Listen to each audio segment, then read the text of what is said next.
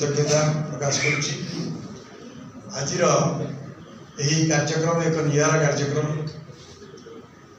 ये कार्यक्रम रे मु सभापतित्व करुच्ची। मो ना हूँ प्रशांत कुमार कर, विकलांग कर मेमोरियल ट्रस्ट महोदय सभापति और आज मंचर मध्य सभापति। आज कार्यक्रम रे एक बहिर आंतर्जातिक उन्मोचन कार्यक्रम रही।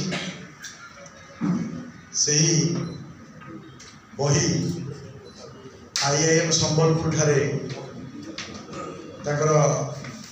भितर से उन्मोचन बही उन्मोचन होता। आज आमर से बही त्रिभाषी इंग्राजी हिंदी और ओडिया रही। से बही रे आज जो आंतर्जातिक उन्मोचन हम बंगाला जोड़ा है जोटा कि प्रिंट